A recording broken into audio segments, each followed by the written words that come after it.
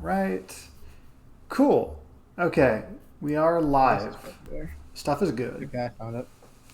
So go ahead and just link me real quick, and I can bring it up. But I also want to talk about some of the things you wanted to basically get through in this session. Okay. Open.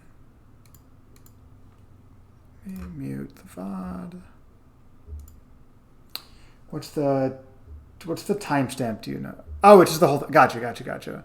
No, the first part is mean entropy. It starts at like 6 minutes basically is when grand starts. Okay. Gotcha. Oh, you were playing Renee. Damn. Mm-hmm. He is very good. He is good. I used to play him a really long time ago when we were both in. Well, he was technically San Antonio, but he would go to Austin tourneys. Yeah, San Antonio used to like travel for a lot of Yeah, they weeklies. did. They like went just like the straight up the weeklies. It was kind of wild. It's a Tuesday night. They drive it to Mages and be like, "Hey, so three of us showed up." It's like, what? Okay. So some of the things you mentioned that you want to kind of like take a look at are some execution stuff like combos and tech errors.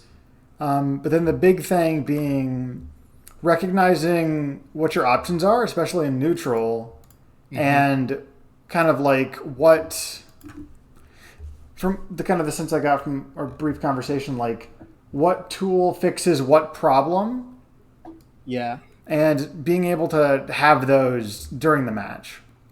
Yeah. I kind of like to phrase it like you have a lot of sliders and buttons you can push, but you don't know what they all do quite offhand. You got to check the manual. Yeah. So as you get more comfy with them, you'll go, oh, there's a fire. Here's the fire button. Oh, there's a tornado. Exactly. Here's the tornado button. Yeah, because I have like a bunch of notes and everything, but it's like, dang, I can't have the notebook and look at it mid set. I mean, I can, but like not during a game. You know what I mean? Right. You can look at it for like oh, what stage might I want against this character, or oh, this is a thing I can do, like a reminder, but not as Yeah. not on Angel Plat. Be like, hold on, what page was this on? Give me 3 seconds. What's the link to your stream, by the way? Oh, I'll type it for you. It's Violet Laz. There you go. Thanks. My friend wants to watch. Heck yeah. The more the merrier. Okay. Let's go ahead and get into the set now then.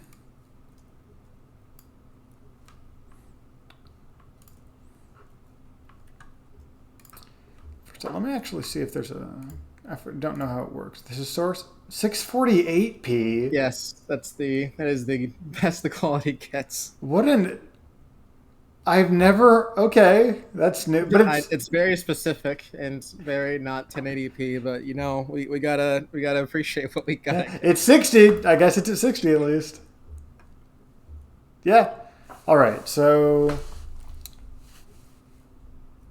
already, kind of like it's been like 5 seconds, and you've been pushed a corner a little bit because you haven't moved out of the corner. Yeah. So like, what I mean by that is like, look at how Renee's moving here. He's moving to center stage. He's going on the plat. He's like contesting your approaches. Yeah. And part of that is also just going to be that Marth has an easier time being the aggressor here. But additionally, you kind of do have to... Let me back a little bit. Like, you do have to kind of like contest in your own way, even as Zelda. Yeah. So when he runs here, goes up, goes down, you still have kind of stayed in your box over here. Yeah. Some things that are useful that you can do to contest things that you can still, and I want to be very careful with my phrasing, you can move forward defensively. That's not an automatically aggressive action. Yeah. So let's say options to get that might go, might approach or contest center stage while still not necessarily being like, oh, Zelda runs up and dash attacks is like, actually, dash attack is on the table. Especially if you get the close hit, that can be a threatening combo starter or an overshoot punish.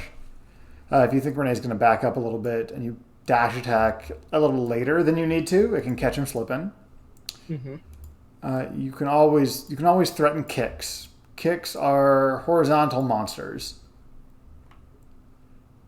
Especially the existence of kicks makes Marth stay on the ground here, because if he doesn't have access to shield, he is losing those trades hard. I had not thought about that really. Yep. And Zelda in general, like, especially at kill percent, like if we add a 90 here, if he's at 97, he's not short hop fairing you consistently. Like he's taking a big risk if he wants to do that.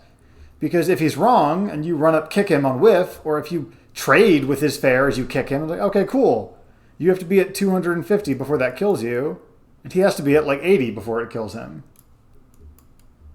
Makes sense. So even just the existence of this tool that you may or may not have to use or want to use means that, oh, they have to play differently now.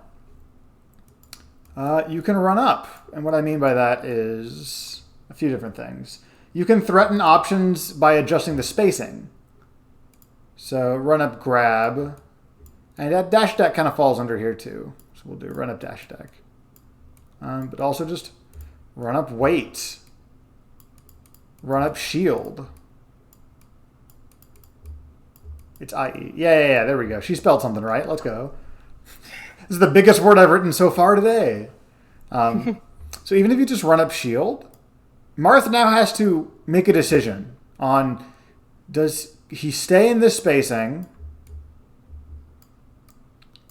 or does he want to adjust it in either direction?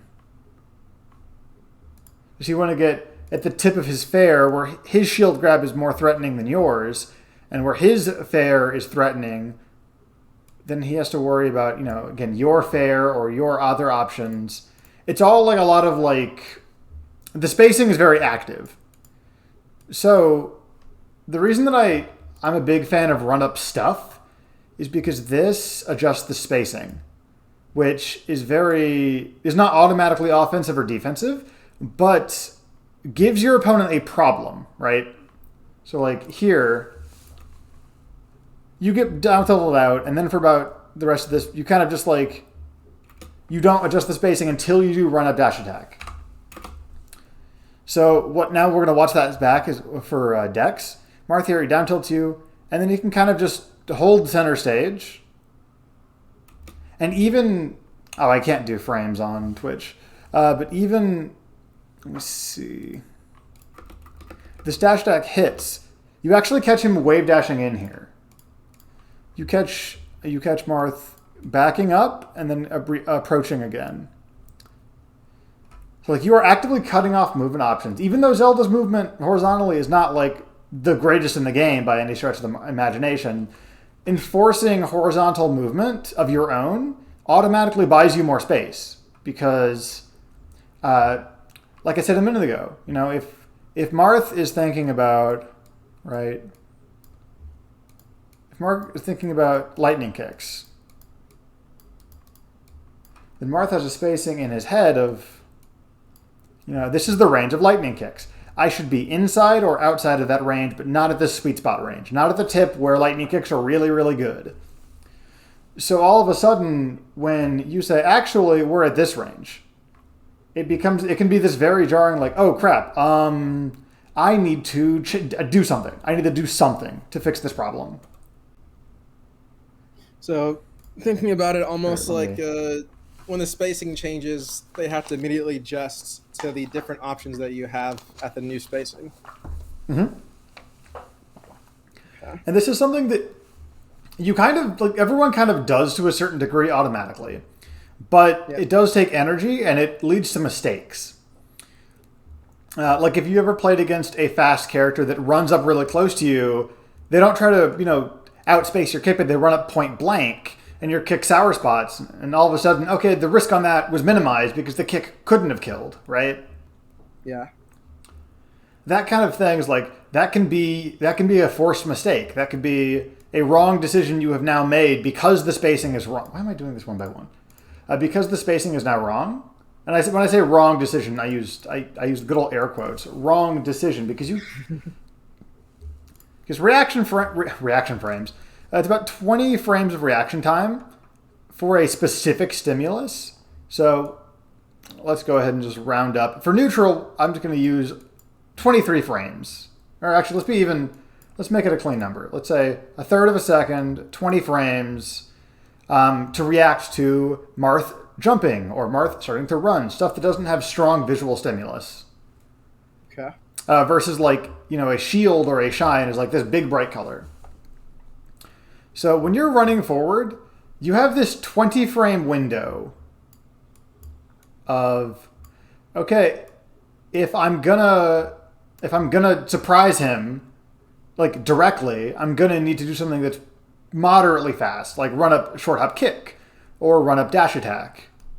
Like if you do run up spot dodge down smash, they know where you are by the time the down smash is threatening. This is why like it can be a pain to fight these faster characters like Marth, because whereas let me go back a little bit. Give me my mouse cursor back. So whereas if Zelda's, let's say, unreactable window, the zones that she can kind of control within 20 frames is here, Marth's can be much larger because of his reach and then his speed.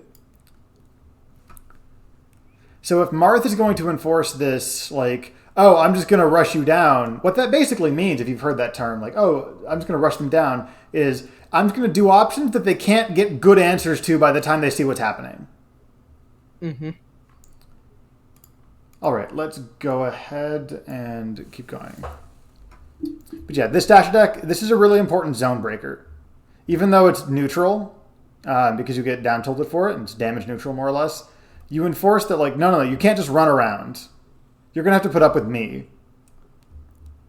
How did that miss? It's also another reason that it's difficult, or it's risky for the opponent to be airborne a ton. Because you see on this dash attack, this immediately becomes, he's at what, like, he's at like a high 20s before this. When he short hops, he can't CC or shield this. This becomes, oh no, this is the bad zone, right? Especially for Marth. Like, Marth landing is very much just like, I hope Zelda misses. Like, he's got to do something about it, right? Mm-hmm. So you have these two tools. You have, let's say kicks.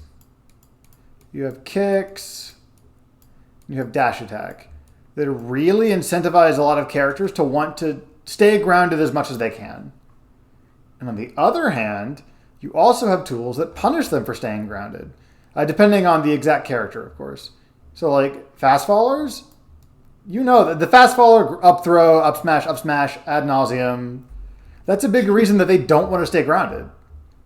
So they have conflicting, like, desires. Exactly. You cannot choose both of these things at once. You can't choose stuff that's safe from grab and also safe from dash attack. At least easily. Like there's some, like it's hard to grab Puff, for instance, and it's hard to get a clean dash attack on her, but those are outlier attributes. So what your opponents are doing against relatively extreme characters like Zelda, where the threat is what's scary and not, oh no, something is going to hit me, like with Marth, right? It's, oh, grab is going to hurt, or dash attack is going to hurt, or kicks are going to kill me. So they're having to choose which one, right? Based on the information. They're taking in the stock count, the percents, the stage, where they are on stage, and they're choosing either, okay, I'd rather get grabbed, or I'd rather get kicked. Because they also have some more factors in here about, like, their stuff. So, like, Marth will like to stay grounded because he is faster on the ground. He can change direction much more easily on the ground. But in general, just they have their character stuff that also feeds into this. Yes. Does that kind of make sense? Uh-huh. Cool. So now if we kind of flip this, right? So they have made a choice. We don't know which one they're trying to avoid yet. We can kind of try to like solve for X, basically. Do algebra. Be like, okay, Marth is at 138. Or let's do a little slightly less extreme. Marth is at 80. Where like back throw is not going to kill, but kick is scarier than back throw right now. And up throw is not going to do anything, so grab probably a little less scary. The stage is Green Hill Zone, where kick will almost certainly kill unless it's like off stage the other way. And they're playing I guess let's say Marth, right? They're playing Marth, a character that definitely can play the game very effectively while grounded. This is basically how people make educated guesses, right? So, a lot of the times the Smash community will use the term read when it's talking about, Dex has stayed on the ground all set. He's probably still going to stay on the ground. But there's reasons for that, right? So if he's at kick percent but not good grab percent, if he's on a stage where he'll die for it, if he's playing a character that likes to stay grounded, you can lightly assume he's more willing to shield than normal. Mm-hmm. And that can inform your pressure, your offense, your movement. Because if he thinks you're going to jump, he's probably not going to jump also because kicks are scary. So he's going to stay grounded for that shield. If he stays grounded for that shield, even if it's not specifically grab, it can be like, if he's staying grounded on shield, that gives me more access to cross up back air or to Naryu's land and then go, hey, time for some B move tech. Figure it out, right? To knowledge check him in some ways. Mm-hmm. Okay. I think if that all kind of makes sense, I think that's about as much as I want to talk about that for now until there's a specific situation comes up. Okay. But I thought it was important to hit because this is those are very basic tools of this is a strong aerial and a threatening grab, and how you can use even those basic tools by themselves without spacing or movement necessarily to kind of get an educated guess and then condition somebody to go, I've been kicking you at 80 all game. Now I'm going to back throw you an edge guard.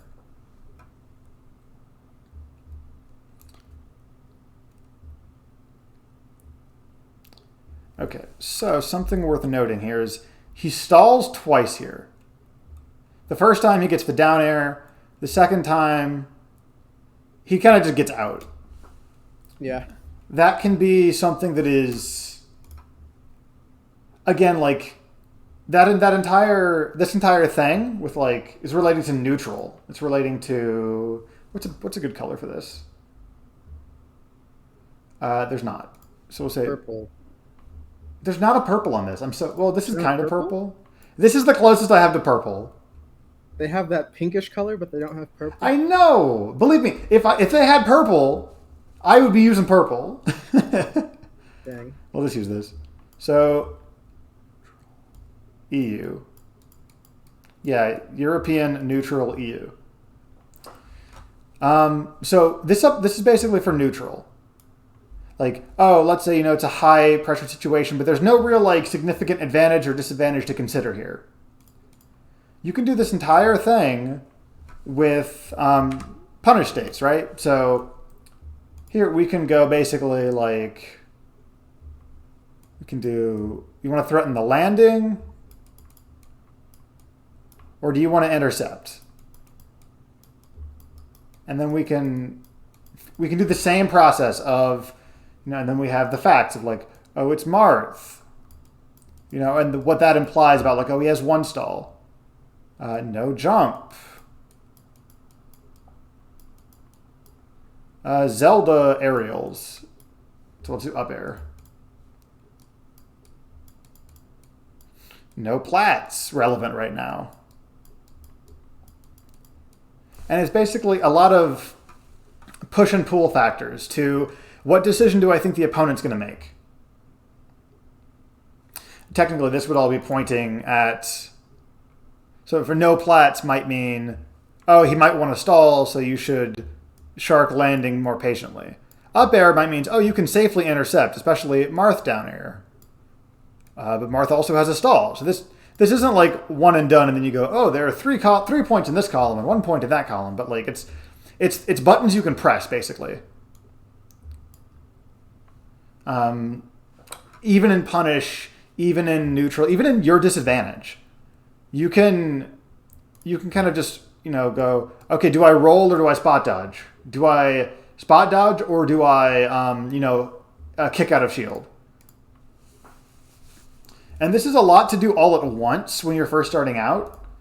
But here, let me back it up a little bit. 24. Especially when you have multiple situations in the same match like this with like, okay, cool. He stalled. Okay, cool. And he stalled again. And you even here, you did choose a safer option to stall with the way you kind of went that way. And then he reversed the momentum somewhat. So we got out of the way, but you didn't get hit for it this time. Yeah. Like, even that is good progress alone, which is awesome. All right. Refreshing ledge. Didn't quite get the refresh. So that's something that Marth can have a hard time with. Is this fully invincible? This, No. Oh, it's not? Oh, I got you then. That makes sense. Yeah, because then if you get clipped out of that, it's a really scary spot. Yeah. Here's an example of actually Dex using spacing offensively. So here, he sees that you've double jumped. So he commits to run up shield and throws off the spacing for your aerial and then just punishes with shield grab. So that's one reason that floaties can have a harder time of like kind of in neutral against faster characters, is because both fast falling and then like horizontal is if you commit to this double jump, the faster character has the time to see, oh, this character will slowly fall down and cannot jump again. And then they have the horizontal speed, usually, to get over there in time to force some kind of pressure like this. Yeah. I'd say that's one thing that I like kind of realized in my own play. Like, I guess it's kind of dependent on the character too, but I guess one thing that in my notebook that I wrote was when people are like, and this isn't even necessarily with them being in a disadvantaged state. Like sometimes they're just choosing to be in the air, but I feel like I am so bad when people are like spamming double jumps. Like I will always, like not always, but a lot of the time I just like mess it up. Like they just kind of, I guess that was part when I was talking about realizing what my options are and like what's happening. That's one of the main things I think, because like sometimes we'll be like a whole session with someone like, and then I'll realize at the end of it, oh wait, they were double jump camping me the whole game, like the whole time, and like I'm just now even registering that. But then if I did register it, what do I do to like deal with that effectively? Right. It becomes this very difficult, like, it's one thing for a faster character to be like, oh, you run up and hit him. But with Zelda, you need a little more like discretion. Mm-hmm. The good news is you have arguably one of the most powerful air-to-air threats in the game. True. Those kicks are, especially if they're double jumping, that means the recovery is going to be worse. Yeah. So you don't have to make a lot of big reads to get them to stop doing that. And you can also, depending on the exact context, there's a lot of times that some characters you can space your kicks against when they're landing from double jumping to be very low risk, high reward, because they're going to have to land because that's gravity and they can't jump again. So you can space a kick against Marth, for instance, where he'll land into it if he doesn't side B, and you get your kick at that same timing. And if he does side B, you're on the ground. So you can shield, you can, run, you can affect spacing with movement, you can put a hitbox out to where you can still retain a lot of your options. I feel like I never even think about the possibility of like letting them land and then punishing that. Yeah, it's tempting to want to hit them. Like nobody plays PM and it's just like, oh, I sure would love to control their space with movement alone. Like that's not why anybody started playing Smash.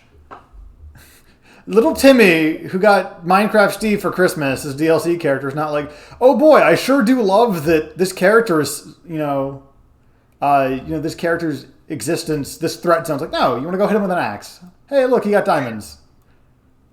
And I think that, especially with how much carries over from competitive players that started playing casually, it's kind of an ingrained thing, and you have to make it fun in different ways. So, for instance, there, right? So let's back up a little bit.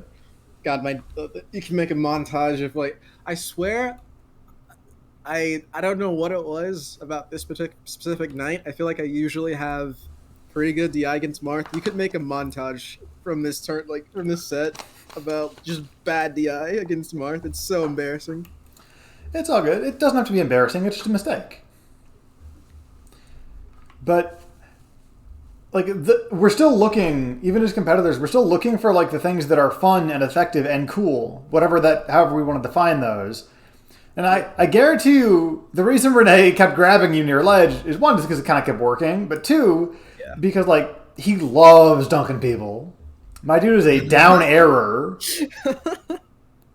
He likes that button, so he does what he can to find ways to fit it into his game.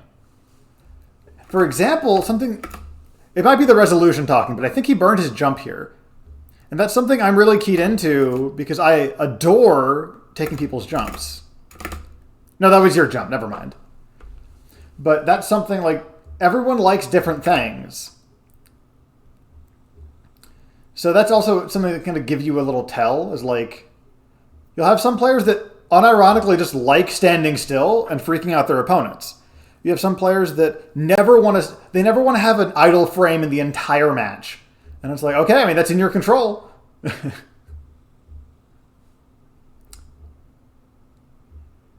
Oh, was this an intentional switch? No. Okay. If you see any switches that look really random, they probably were misinputs. I figured, but I wanted to ask.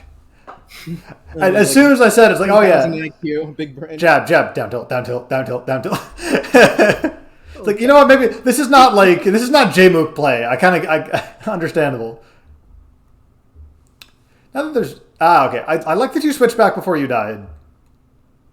Like you have an advantage, you have some space in neutral, and when he's on the platform, he has not really been pressuring you a ton. He's been kind of chilling.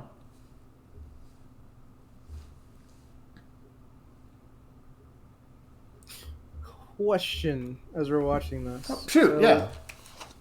One thing I've been trying to kind of think about is like where I should, and I guess this somewhat depends on the player as well. But I think some of it's character, some of it's player. But like, where when I get the chance, setting dins so that it actually like is something they have to care about in neutral. Because I feel like I don't want it to be a wasted tool. Because sometimes I feel like I'm placing it and it's not doing anything. Oh yeah, sure. Let me find a good. Here we go.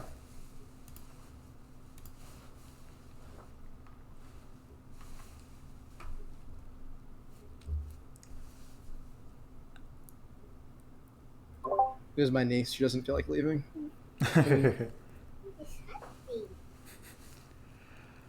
Okay, so for Din's placement, it is going to be very character specific. Yeah. So it's kind of hard against Marth because he's fast, kind of low to the ground, and can also clank it without too much trouble. Yeah. But let's say against Fox, right? Against Fox. Bye. Oh, she. Goodbye. She said bye to you too. So let's say against Fox, right? Yeah. You want to try to identify what moves can easily or safely clank. So actually, we'll start with Marth. Easily or safely clank, you said? Yeah, clank the fireball. So we'll start with Marth and then go to Fox. So for Marth, and then we'll have Fox. So some stuff he has that can clank it. Jab. F tilt. Tilts and up F and D. Yep, those are the three tilts. They live in harmony. But depending on where you put it, those are all very safe tilts to clank with. Yeah. Fair. If you put it a little higher, he has fair. So it's very hard to get a good placement on Dins against Marth, even though he wants to stay grounded so much. That's where all of his horizontal speed comes from. Mm-hmm. So you would want to stay grounded. That's like higher value. against Marth. I'm putting one in the air. Okay. Right. And I say grounded, you can put it like here, here, even a little like above his dash. That can still be pressure for ground. But he can clank it really easily. So what you might have to end up doing is, because he can clank it so easily, just settle for putting it up here. Make it a time bomb, right? Yeah. And acknowledge that you're, like, if he lets you get one out, because like you knock him off stage, or like he's respawning, or you get some space, or you call that he's not approaching, Yeah. then you're going to have to enforce that pressure yourself. Like, Yeah. he will have to go into lag for these. Not necessarily a ton, but like he will have to stop moving, or he will have to jump for fair, and then he will have to go into lag while he literally shadow boxes. He hits the air, and that's an opportunity for you to reposition, to pressure with aerials, to pressure with dash attack, to kind of like do what you're gonna do. So alternatively, let me actually. There we go. Ground becomes pressure. Or alternatively, a different kind of pressure you can get is basically timer, just like a time bomb. Like, you know how like between stocks you see some Zeldas. Let's put it up here. Mm-hmm. Because in about a second and a half after the person comes down, it's like, oh, it's coming. Yeah. So that's against a character that has very good ways to negate it, because he has a big sword, very disjointed, so it's very easy to contest. But the goal is pressure one way or the other. You can't really cut off his movement because he can clank it so easily. Against Fox, however, he doesn't really have as easy of a time. He has up tilt. He has aerials. And I think Nair. It's aerials like Nair and back air in general. Yeah. The specific move he's doing in the air isn't super important. The fact that he has to jump is the important part here. Yeah. Worth noting, let me back this up a little bit. You can put this above easy short hop height and have it be constricting his full hops, which then can kind of box him in to where, okay, his short hop doesn't go above kick. He's going to have to worry about kick or move out from under that bomb. Okay. Short up aerials. This one you can very much more easily cut off lanes with. So you can get space control. We're going to abbreviate control. Because for Fox to clank this, it is more difficult than Marth. If you put one like in the ground as much as possible, he can short hop over it without too much issue, but now he can't back up into it. And now he could get sandwiched if he's not careful. So he's putting himself at risk trying to get around it prematurely, and he's slowing down to clank it. So the goal of Dins is in some way to kind of come back around to getting pressure. There are definitely situations that you can... Pressure is kind of a vague word. If Fox short hops over a Dins, suddenly forward throw becomes a huge problem for him for 2 seconds, right? Jab becomes a huge problem for him for 2 seconds. Like, you skew this, you tilt the scales in your favor in a lot of different ways, depending on the moves you use, for that temporary amount of time, because he chose not to deal with it. He chose, no, I'm not going to hit it. I'm going to move around it instead. So then he's accepting a larger pressure. Makes sense. Okay, let's go ahead and move on from Dins. My bad for talking so long about side B. No, you're good. It was nice. Okay. Yeah, like actually we can see right here. So you're putting this down. You sandwich him, and then Dex has to jump out. Full hop out from his position where you are not nearly as threatened, and now you can threaten that dash attack. You barely whiff, but the important part is, like, even here he has to back up. It's a very risky thing to try to contest you after he's landing from disadvantage. Like, you get this Nair, and you set this up, right? So this is not super hard for Marth to clank, but even then, he's fairing it, and by the time he can act again, he does miss the first time, but by the time he can act again, you have closed all of this space, begun full hopping, like that buys you time to kind of make up for the speed difference. Yeah. And now he's sandwiched again, and hitting you doesn't change anything, and all of a sudden Nair, oh shoot, Nair is a problem. Because Nair sends him right into the fireball, and he's mashing air dodge for his life because he's at 70. And it stabilizes, but like that becomes a very... It's all good. It becomes a very scary situation for him.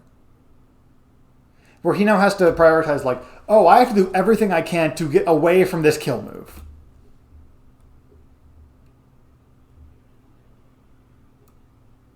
Okay. Notice that he's at 90 and he's either staying grounded or doing like short hop rising aerial. He's not really contesting like nice pickup. He's not like short hop and floating the way that he has been. Because your kicks are so threatening that they become like he changes the way he plays based on the percent, which is normal.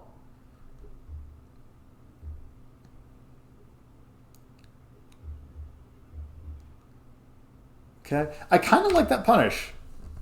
Just the drop shield F throw. It is a little bit of like a knowledge check. Like, or were you ready to DI this? And he was kind of ready. Yeah, I F threw too much this set. See, he almost never was like getting caught by it. I should have been up throwing more.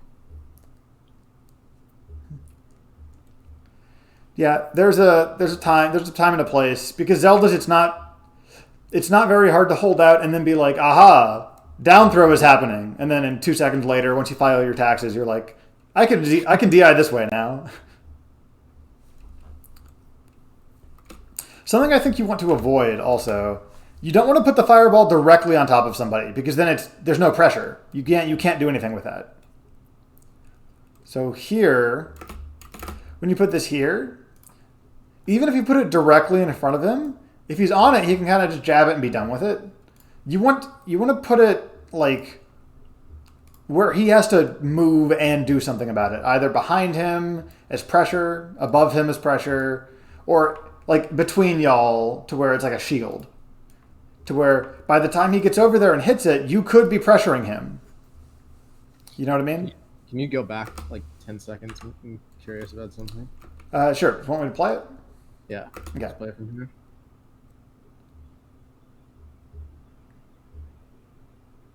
Okay, never mind. So the reason I was wondering that is because one thing, and I guess this is just like another issue that I kind of been having. Mm-hmm. Like knowing for sure. So like sometimes, and I was checking to see, like, because one thing that because I've been thinking about like the positional dins and all that stuff more. One thing that I stopped doing that was actually kind of bad was putting the dins right on top of them if they can't do anything about it. Like if they're stuck in the air, just like putting the dins on them so it can extend my combo. Like I was missing out on those opportunities because I was like, oh, this person is in the air. I guess I'll like put it next to them, and then they kind of just recover normally and then like hit it, and then I didn't really get anything off of it. Mm-hmm. And so, but then in that situation that we just watched, he wasn't really in a disadvantaged state, and then I put it on top of him doing nothing rather than getting positional advantage with it. Does that make sense? Yeah, absolutely. And so I guess just judging more accurately, I guess, because and this doesn't, what we're seeing here is like not an example of this, but sometimes like I'll think that someone is like not going to be able to like shield or something in time, and then like I'll just like assume, oh hey, there's no way they're gonna have time to like get up and shield this attack in time. They must still be in disadvantage, and then I'll like act based on that assumption, and then it blows up in my face. Does that make sense? Yeah, that makes sense. I think in friendlies, like act on those assumptions as much as you can, so long as you have like thought them out. Like, so long as they're reasonable. So like, oh, this person can't get up in time, and they do. That's fine. Versus like, oh, this, Marth can't recover if I put the side B in front of him, which is an incorrect assumption that like you've been corrected on. So like now you put the side B on top of him when he's in the air, like you said. But in friendlies, like if you act on those assumptions, you much more easily notice subconsciously, like, oh, was that right or wrong? Mm-hmm. Because you have an assumption already, right? Yeah. So like, if I tell you I'm going to give you $5, and then I give you $10, you go, wait, something is wrong here. You take more notice of it. Or vice versa. If I tell you I'm going to give you $10 and I give you $5, you really take more notice. Like, wait a minute. Yeah. But getting an expectation. An expectation that if I do A, B will happen. Expectation. I think I sometimes work too much on the expectation, and it can get me really messed up, especially because the things that end up happening the most are either I'll like, for instance, maybe someone tech rolls toward me, and I'm like, I overestimate how long they'll be in the air, so I'll be throwing in dins, and then they tech roll toward me, or like if it's like Squirtle, for instance, say I knock him off stage, and then I'm like, okay, I'm good now, and then I'll side B, and then he just does this stupid turtle stuff, and he like comes flying back out at me, and I'm like, oh, that sucks. Or the other thing that will happen, say they tech away, I follow the tech away, but by the time I get there, because usually the only thing I can really, not the only thing, but like the main thing that I can do when I like follow them across the stage is dash attack, and that's horrible on shields. Yeah, not the best. Yeah, it will. I'll be like, okay, here I go, hiya, and then they're just up, and Bowser has shield grabbed me now. When I 2 seconds before was in a good position. Right. You can also minimize the risks of that by picking slower options that are almost certainly not going to punish, but are still going to pressure. So instead of trying to dash attack Bowser as they get up, right?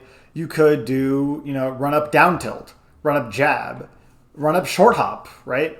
And just like other things that aren't going to punish, but you're using your extra time from this knockdown to set up basically.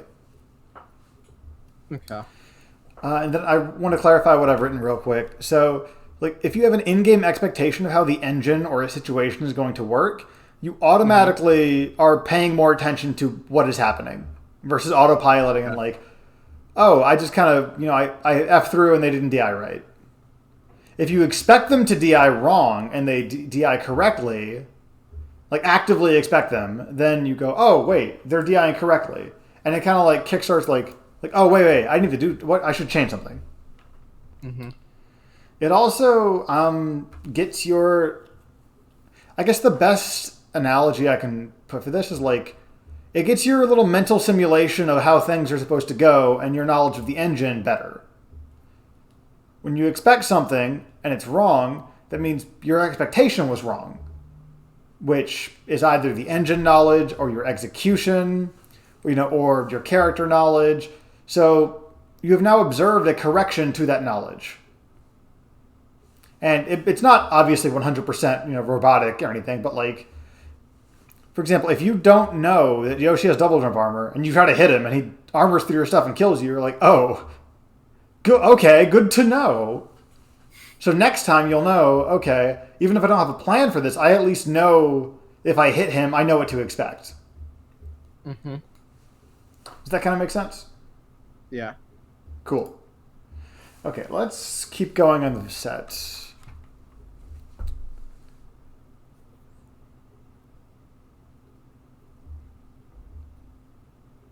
And up smash. Right, but there's another dins right on top of them where you're not really gaining much. Then yeah. Question: do you remember if you were CCing here this F smash? No clue. Probably not. You weren't with this angle, it's not good DI. So you might have been turning DI away for down tilt or something, but try to kind of be aware of what you're likely to get hit with at these percents, especially against characters like Marth. You don't really have a lot of confirms at this percent. Like, you're also Zelda, so like this is double for you. Finally, a floaty that understands that characters need to win neutral to get kills sometimes. But if you can turn these situations into like, oh, well, you were holding up in this way because there's nothing Marth can hit you with that holding away is good for. Yeah. Then you can get a lot of extra chances that pile up, like not only against Marth, because that's also a Marth problem independent of Zelda, but also because you're Zelda. Okay, going back.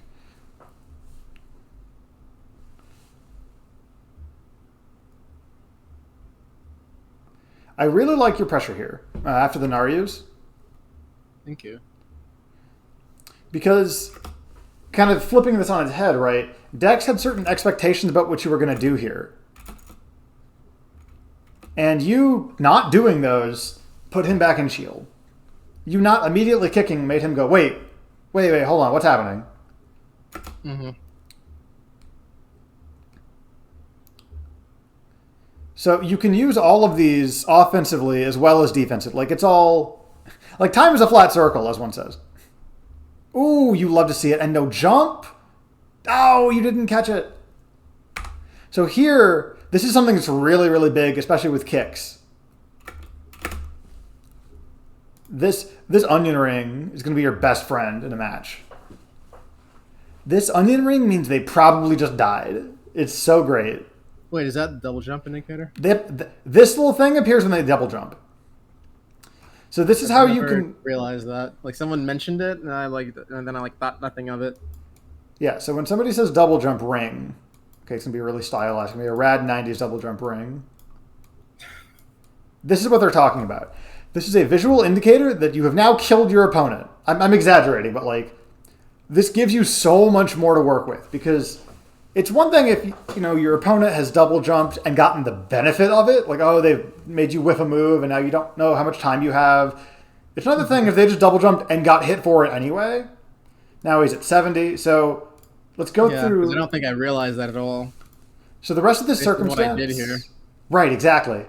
Martha, that jump here should more or less kind of just die. Like, he should have a very hard time getting back.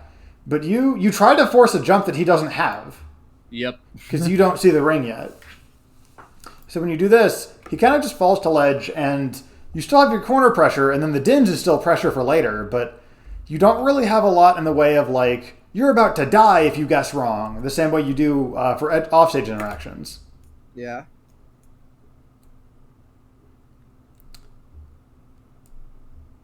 I feel like my shoring gun has just been activated. What's that? Yaku gun. Yeah, it's like you see in 359 degrees now. Just don't worry. They made a real big deal of there being a blind spot. Don't worry, it's balanced. I was gonna say, like, wait, you remember the blind spot? Dude, I love that dude. That spider dude with like 4 arms. Yes. Oh my god. He had my favorite little gimmick jutsu in Broken Bond. He would like. Okay, we can geek out about Naruto later. But yeah, like, this is once you're looking. And again, this kind of ties back. If you're expecting somebody to double jump and you're looking for a ring, you'll know if it's there or not, now that you're aware of the mechanic. Yes. God, I don't remember how long. I can't imagine playing without double jump ring. It's like we were talking about like favorite things earlier, right? Like this is that catching double jumps is my favorite thing in the world. Because any character, with how busted Mewtwo can be, any character dies. Or at least I can imagine. Has a very, very bad day.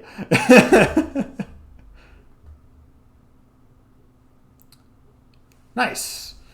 So here, this, dead at 60. Off of you adjusting your spacing kind of offensively and defensively here. You running up, air quotes, too far, big air quotes on too far for Dex's expectation. means that, oh, all of a sudden, this positioning is off. You get your direct punish, which is kind of rare in Smash sometimes, but you get your direct shield grab punish on a badly spaced Marth move, and then all of a sudden, he's dead at 60. Hell, he's dead at 45, actually, if you count the throw. Like, that's the kind of situation you can enforce with this stuff. And then, yeah, you already caught it. Finally got it, but then I missed the punish, trying to punish him landing, and then I did a really, I didn't really know what to do there. Okay, let's look at sharking then in this situation. Because he awkwardly only got hit by that, and then at this point I was like, okay, he's gonna do something coming down, and then I don't know how, but I'm facing the other way.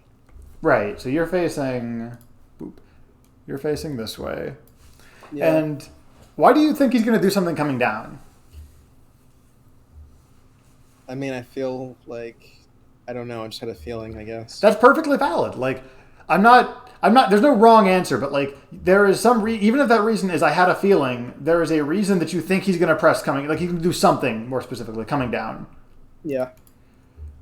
So you can just do nothing here, because it's one thing if it's Fox and he can drill shine pressure you on shield, but if you shield a forward air, what's he going to do?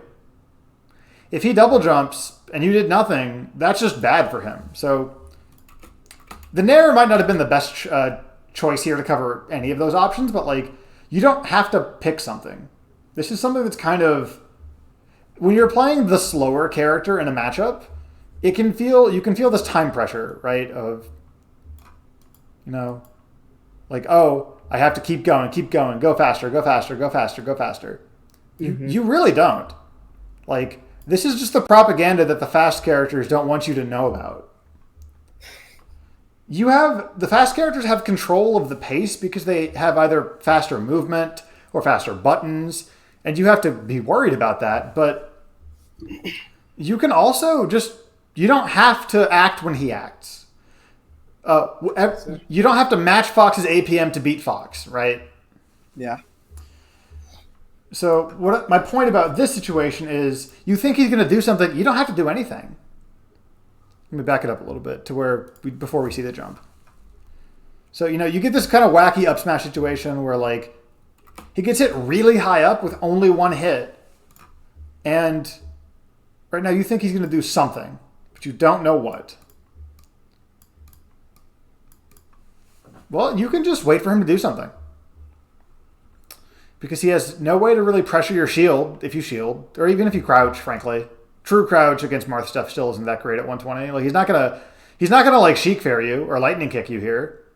His only forward facing option is that or kind of down air, which is fine.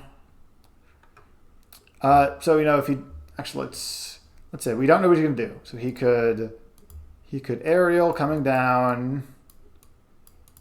He could just drift to ledge. Or he could jump. Let's just keep it to those three for now. Yeah. Because he's not in tumble, so he could also easily air dodge, but air dodge is easy enough. He's not in tumble, so we'll add that. If he aerials you and you CC it, true CC it, okay, cool.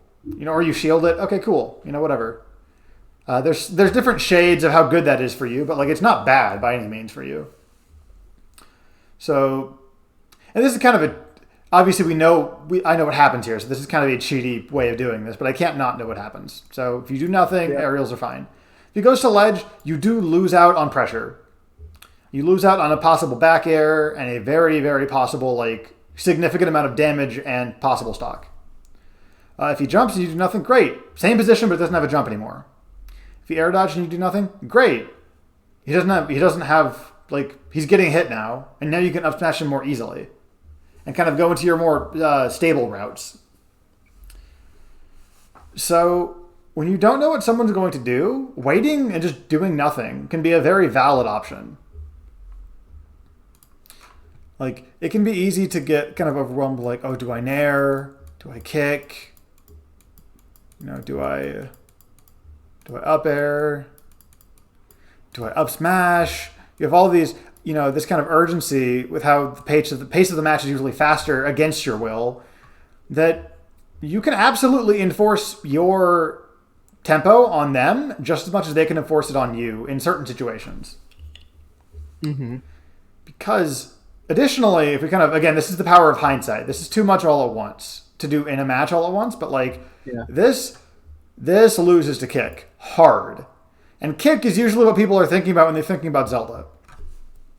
Sorry, speaking of tempo, let me slow down my speaking a little bit. When someone is thinking of Zelda, usually kick is on their mind very heavily.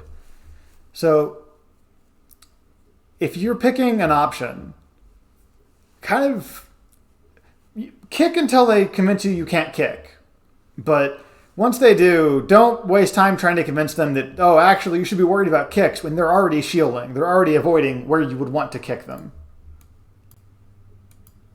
Did this all kind of make sense? Say the last part again? So, here, let me clear this real quick. So, if you want to kick somebody, you go, I am Zelda. I enjoy kicking people in the face with my lightning aerials. And they're going, oh, I'm going to do this subset of actions that avoids kicks. So whether, shield, staying grounded, staying outside of that spacing in some way isn't super important for this right now. You can go, oh, okay, I'll say non-kicks. Not kicks. And they have to go, oh, I will do things that avoid not kicks.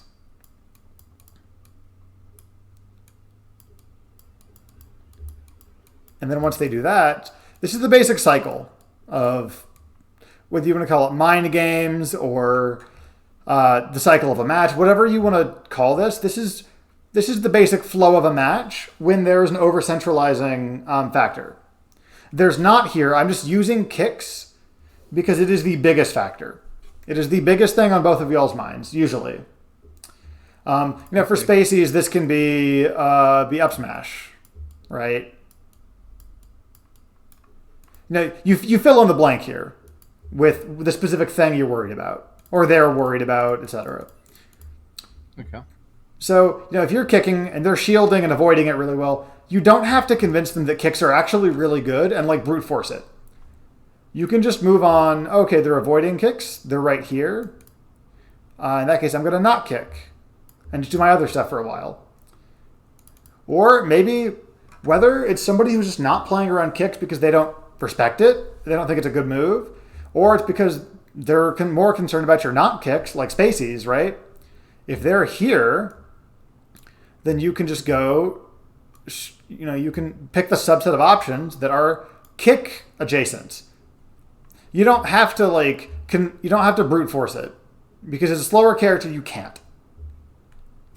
For example, if Fox is going to full hop all day and the full hop over your grabs all day, you have to stop trying to grab him.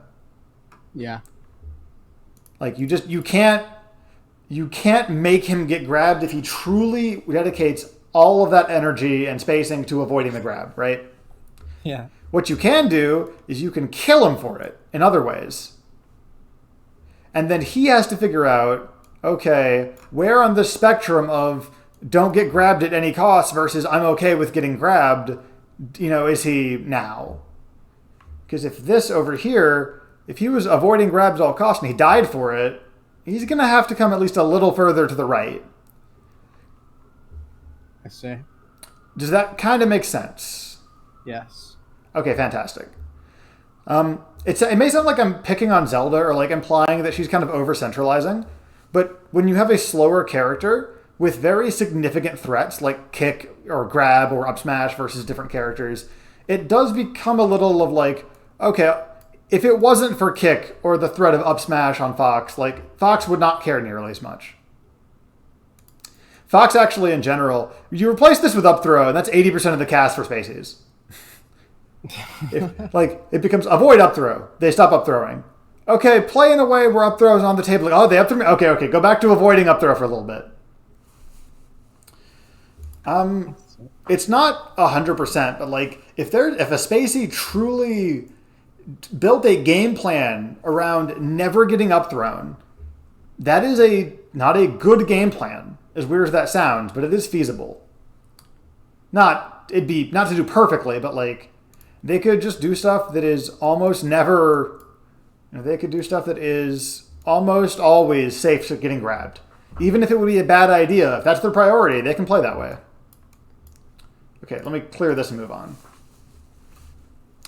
So all this to say, wow, I kind of ramble. I apologize. It's okay. All this to say, Dex is most likely thinking about kicks here, and is going to do the like base thing that avoids the kick. And when you commit to an option, whether it's kick or whether it's something else, when you take an action that puts you in lag, that means that you have made your situation worse. And it's a guess. So I'm not saying you should never go for that kick there, but you can kind of all of those other options we had listed out, like, A, B, C, D, E, and then ledge. Kick covers ledge, right? So kick covers ledge. And in this instance, this subset of other things he could do is covered by waiting. So even if you're just running the numbers, until he's really shown the chutzpah to just go for ledge there, to risk himself open to the scary thing, you don't have to pick an option that you might not think is perfect. You can just wait him out. Okay. But all that to say, we should keep going. Ooh, nice. That was a very, very good air dodge. I always forget Zelda and Peach. For some reason, Zelda and Peach. Okay, I like this recognition.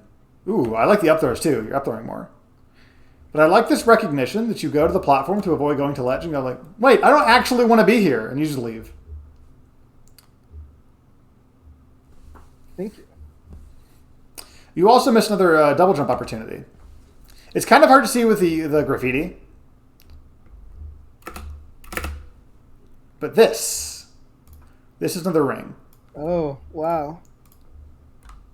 And depending on the specific setup you're playing on net play, it's on your monitor, so it might be a little more consistent. But on a CRT, you can miss this a lot, especially with big effect moves like this. But once you're looking for it, it's a lot easier. You'll notice it a lot more. My brain is getting enormous right now.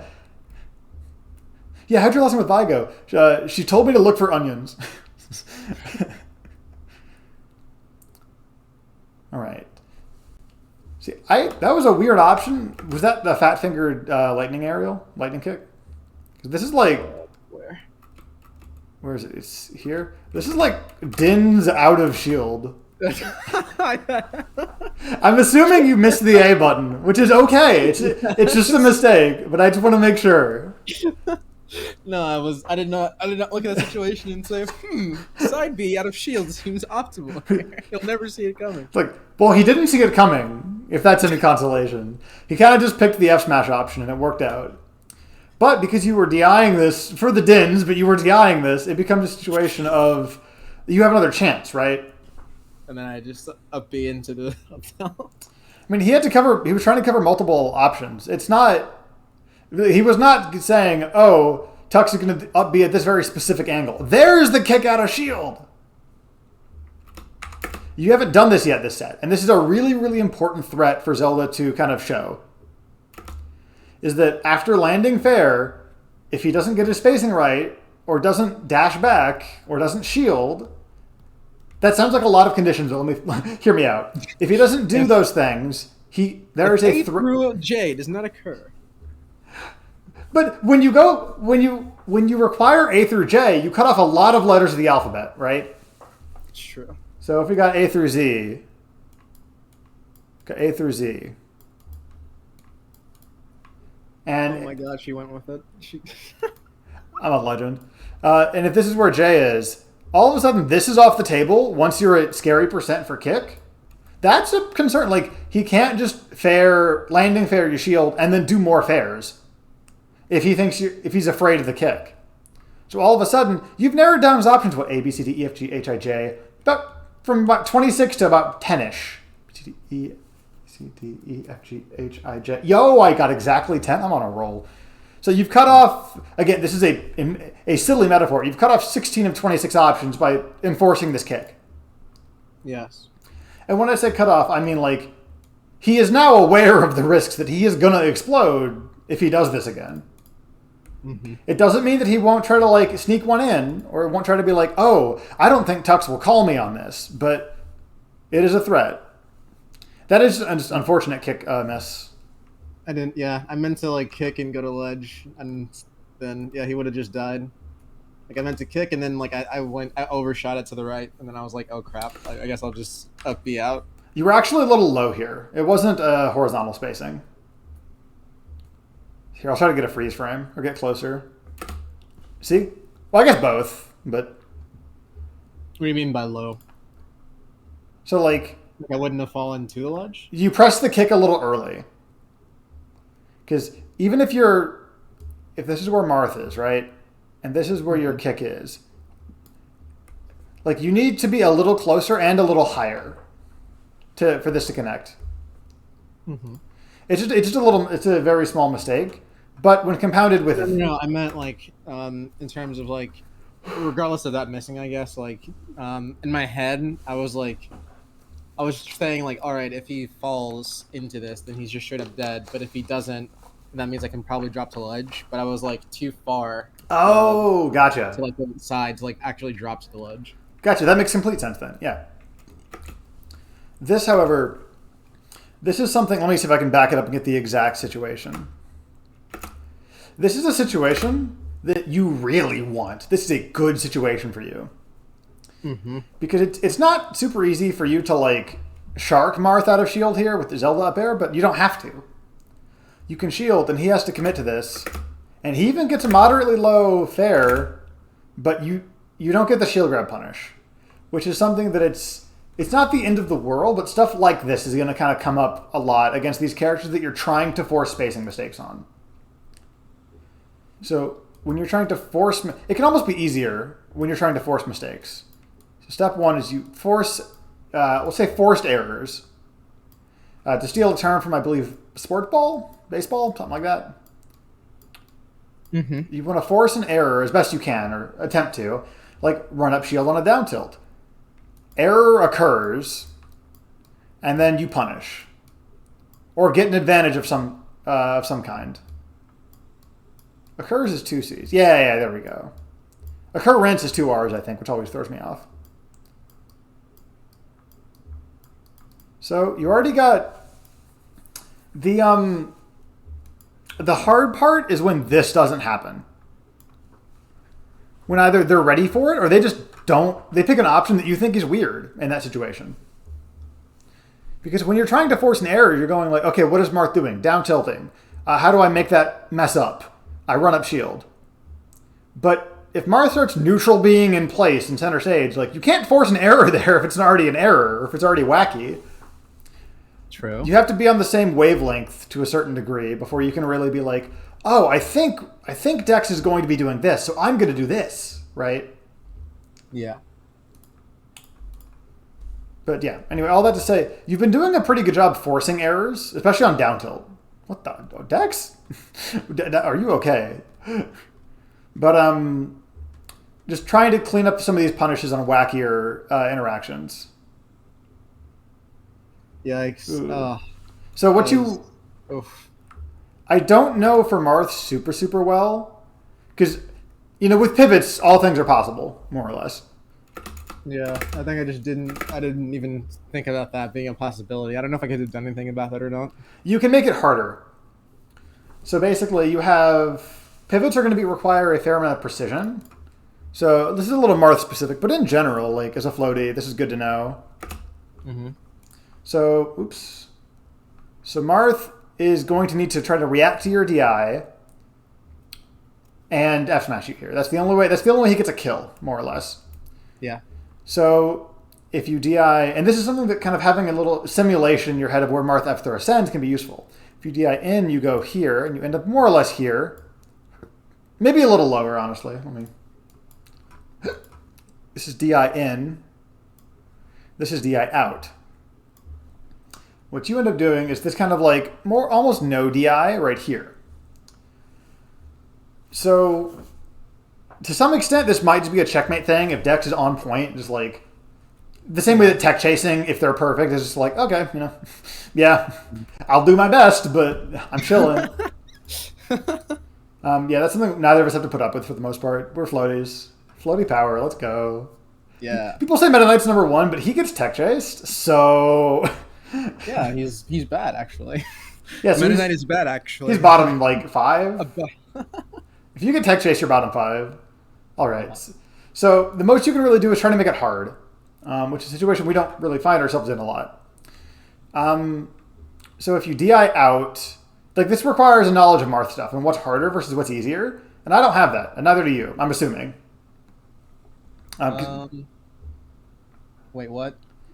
So in this specific situation, saying, oh, what's harder to cover of these 3 DIs on reaction? Yeah. Takes a lot of that's a question that Dex probably knows the answer to, but we might not since we don't main the character. Yeah. So what you can do is, again, floaty privilege. You can just hold in and be like, even if he gets a tipper, I am closer to center. Wow, that sounds like a... Wow. Okay. I mean, I guess that's take what we can get at that point. Well, this is also assuming that he can hit these on reaction, which he's not going to all the time. That's true. But it's also would probably be expecting me to be going out somewhat, probably, since this situation hasn't happened yet. Right. It also requires a different pivot from him. So if you're over here, he needs to go forward and then pivot. But if you're right here, does he need? Or you're a little further than that. If you end up right here, does he go this way and pivot? Does he walk that way and F smash? Does he go for an up tilt instead? You give him more information. You give him a bigger decision tree, rather than okay, do the thing correctly. It becomes what do I do correctly? And all that to say, also you're a little closer to center. You die a little later, even if he does. This feels like an autopsy. I mean, you do die. This is the murder scene. Oops, shit. It's like a crime scene investigation. That's amazing. Yeah. So you see the assailant with a sharp object would seem to have a lot of momentum, as if they had pivoted recently. God. Yeah, I dissect floaty deaths. Pay me money, and I will dissect your floaty death for you. That's amazing. Right. So at some point there is some validity to just make it hard. Just even if they are perfect, they die. Just make it difficult. I should have stuck with hard because that is less letters.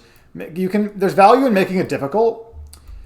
And then there's also value in make it hard on my notes.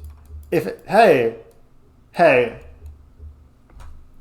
Yeah. I'm not gonna judge. I'm Pan. Make it hard if that works for you. If that's what it takes, Renee, to miss these pivot F smashes. God. So make it difficult, and if possible, make it unique. So what I mean by this is, I had mentioned that that's the worst E I've ever drawn. I drew that E. I didn't write it or type it. I drew that E. I mean, that was completely what you meant to do because it's on the word unique, and it's a very unique encapsulation of the letter. It's not like this E. It's not like other letters. See, that's the E that they put on the estrogen. They write it like that. So for the DIs out, Marth has to run forward and pivot to some degree. For this, Marth has to possibly, I don't know for this exact spacing what it'd be, but Marth might need to pivot backwards or walk briefly. It is not the same option as the others, just with, you make his reaction point a little more recent. Yeah. So if he has to react to this DI quickly, he has to react to this DI and figure out how to hit this DI if he has to go backwards. He doesn't have that time of running forwards to buffer his oh wait, pivot a little bit, pivot a lot, etc. Okay, let's keep moving. That all kind of makes sense. Mm-hmm. Okay, sick. Oh my, Renee. What? I'm pissed at Renee. You countered that.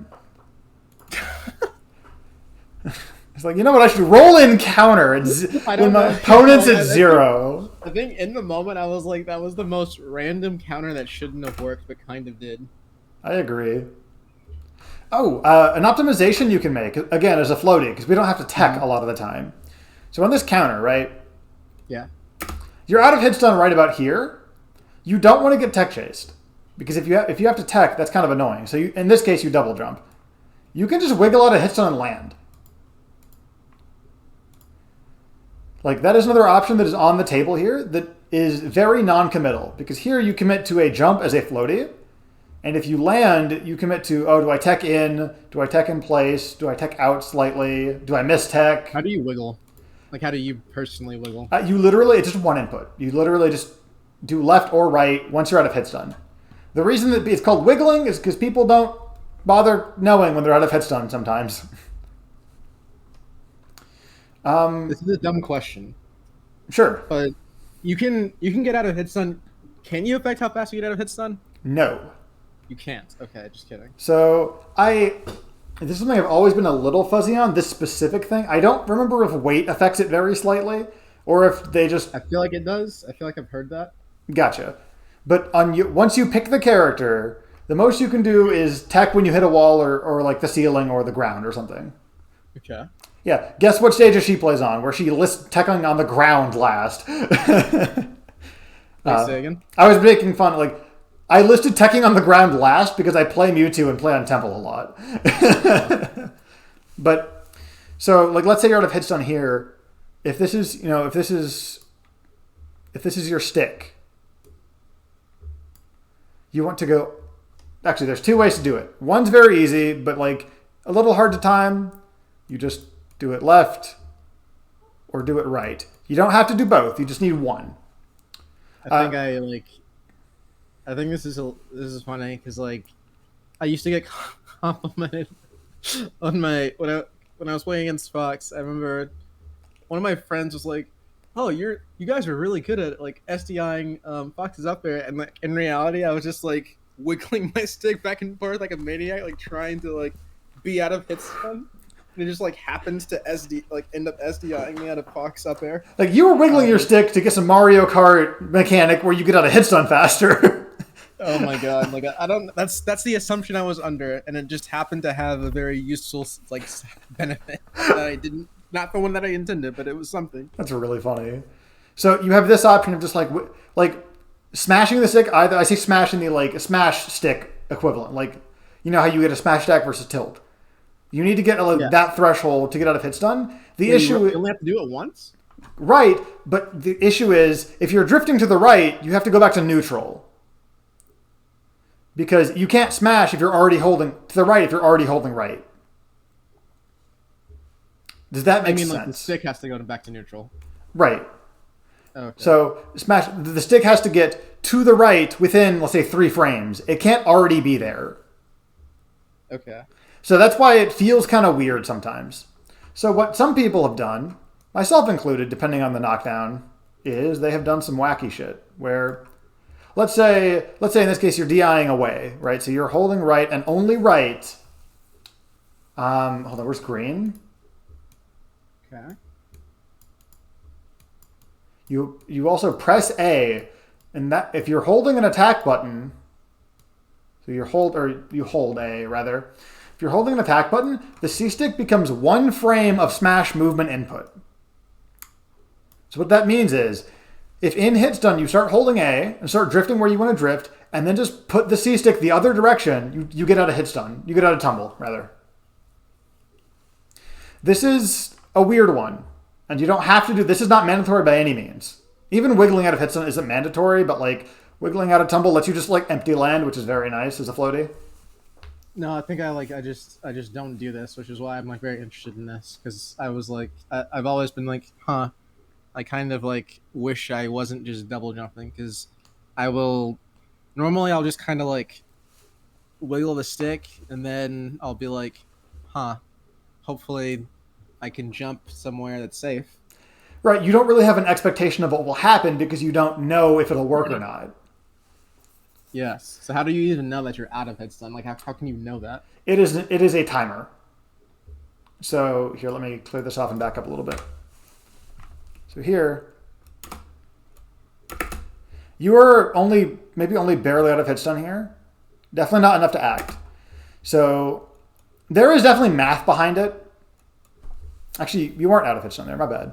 But eventually, once you start looking for it, and yeah, by the time you get here, by the time you're upside down, you're definitely out of hit stun. Start looking for it, and then there is math to support it. I don't know what that math is. I can help you find it if you like. But another way is play against floaties and just watch where when the Luigi nairs is when they were out of hit stun. You know what I mean? Like if somebody's acting out of tumble, they're acting immediately. They usually aren't delaying a nair or delaying a jump. Does that kind of make sense? Yeah.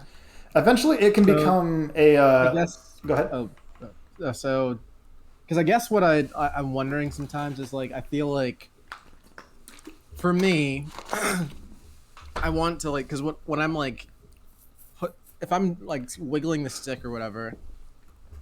Well, I guess this isn't as much of a problem if I'm using the C stick and not the C. If I'm using the control stick rather than the C stick, never mind. So this is kind of funky to get used to. Like when you get hit too far away for there to be a follow up, because you can't aerial if you're holding A. The C stick is not an aerial, and that's why this works. But that means you can't kick out of combos, which is usually a pretty important threat to represent. Yeah. So this is, I would say, start using this, either of these two, when like you're not worried about like, oh, am I going to get hit again? Like you're like, oh, I'm going to get Ken comboed. Let me wiggle out of hit stun. Like no, just kick them or jump out or do something else. So if you, for example, if you wanted to wiggle out of hit stun air dodge, like it was urgent, you would just want to, you would want to. Oops, I'm gonna not use yellow. That's a loaded color in this little diagram. You would want to. Another question. Sorry, is there any notable downside to just like wiggling like repeatedly? Your drift. So here, let me clear this again. If you just wiggle back and forth, right? Mm-hmm. Once you're out of hit stun, you begin aerial drift. Aerial drift means, especially with certain characters that have a lot of it, that as you're tumbling, you can go, let's say, from here to here, or we'll do to here, or from here to here by the time you get to the ground. If you're wiggling, you end up going a lot of like this, and then here, let me clean some of this up. And then your new options are only here. You don't have as much like a threat range is the wrong word, but like your movement is more restrained if you wiggle. If you like wiggle a lot, because then additionally, if you're wiggling a lot, you don't know when you're actionable. This is not a big deal for like if you're right above the ground, so long as you can get it out before you land. It doesn't matter what method you use. Yeah. But if you're like trying to wiggle out, especially a Zelda, to represent air dodge, like up here, and you kind of like wiggle for too long, and you're down here now, you've given up on a lot of like threat range, right? You've given up on all of this blue range up here that you can no longer like drift into. Does that make sense? Yes. Cool. That was a lovely piece of art. Thank you. I think so too. I call it Little Zelda, Tall Zelda. But yeah, that's kind of a lot about tumble out of hit stun, or wiggle out of tumble. But it can save you a lot of positions, especially if you're playing a character that like either has If you're playing a character that let me finish my thought before I pop off for this. If you're playing a character that like their air and ground options are very different, and shield is usually a very different, like shield is already a huge difference in like, do I want to be on the ground or do I want to be in the air? Same thing with CC. So like if you, okay, I think that's a really good Din's placement. Because we were talking about earlier, it's like, oh, we can kind of hit it too easily. This requires a full hop. Mm-hmm. And it requires him to full hop into the corner of the stage. Or put up with, it's only 4%, but or put up with it, basically. Yeah. I think that could have been a kick. Yeah, that was a weird nair. Also, that CCF tilt, that's really, really good. That's one way you can contest at low percent and like win on numbers. So, if Marth gets down tilt on you. Not quite. If Marth gets down tilt on you and you CCF tilt him, he's going to think about that next time he down tilts. I have such a hard time CCing into certain options.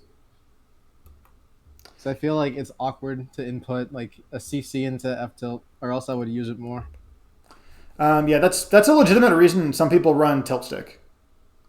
Yeah, and then I was like really thinking about it the other day. I was like, because I would love to be able to CC up tilt, like on a couple of characters I play. I think that would be super good. But then with tilt stick, I wasn't sure like how do I do stuff out of shield then. Like what do you? Up smashing out of shield built so hard. Oh yeah, up smash is the big one. And for Zelda, that's pretty important. Exactly.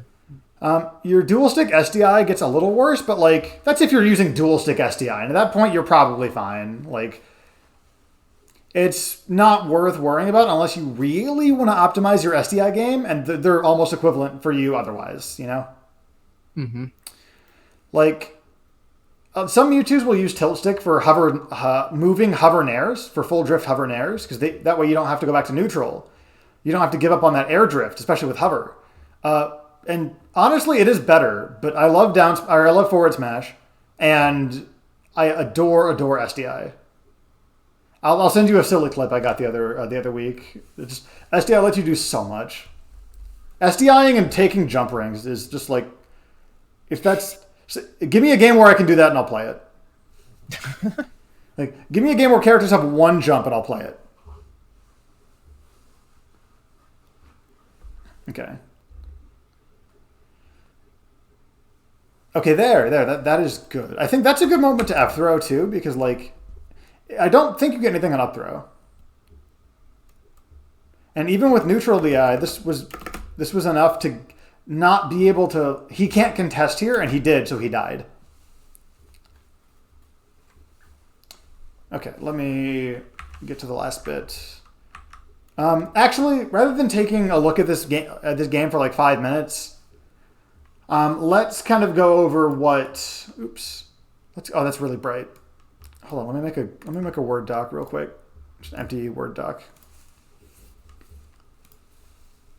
Yes, Google Docs. Because I have dark mode or whatever on this, and it's a little better. Okay, let me bring this is Violet's Jazz Club. Oh, it's just the name of like.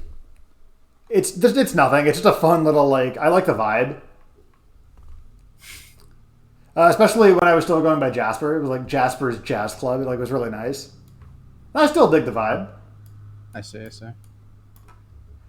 So I think the things to kind of like work on for the next like week or so before our next lesson is we didn't talk a lot about execution, but in kind of the broad thing of execution, have an expectation of what's going to happen. If that doesn't happen, work through what did instead. Okay. That'll like identify what went wrong, and then to improve on execution, errors, and common points of failure. That being like points of failure meaning like Marth forward throw pivot F smash is a common point of failure for execution because it's really hard. To improve on that, you can do training mode stuff. So like a throw kick on no DI. You can do targeted friendlies. Or target it during friendlies, rather. So just say to yourself, like, oh, I really want to land CCF tilt here. Like in this friendly session at some point. Maybe they're playing Marth and you want to hit that with Renee next time you play against Dex. You can say, let me try actively, kind of like not almost fishing for it in friendlies to an extent. Because then you're going to mess it up. What fishing for? Well, anything. In this case, I was just using CCF tilt as an example. But point is, if you're in friendlies, if you fish for it, you're going to mess it up more, which is the point. You need to mess it up before you can get it in your hands. That's big brain. Yeah, I think that's a good point to kind of end the execution on. You're going to mess it up, and you need to mess it up to get it in your hands. And when I say you need to mess it up to get it in your hands, like, you need not a muscle memory thing per se, but like, if you're doing it correctly and doing it wrong, you're not going to know why until you do it wrong a fair few times, and then you can look at that situation over and over again. Messing it up is not something to avoid. It's perfectly okay. If you're in tournament, maybe like go for the stuff, and you know you're pretty likely to mess it up, maybe don't go for it. But like in friendlies, 100% safe space to just goof stuff up. Let me make this a little bit bigger too. Thanks. No prob. Actually, a little bigger. 16. There we go. Additionally, let's call this toolbox neutral. When you encounter a situation that you don't really have a lot of experience with, or you don't have your answer, so like if you don't know what a hammer is and you find a nail, you're going, what the hell do I do with this? You can start cycling through things. How would I write that concisely? Cycle through tools, or if unsure on how to handle situation, cycle through tools. And then from there, even if nothing works great, there are going to be some things that work better or that work in different ways, or some things that fail in ways you didn't expect. Like, again, like That sounds hilarious. I'm going to bold this. You're going to mess it up, and you need to mess it up. Like, you don't get better without messing it up. I'm ready to mess it up. Yeah.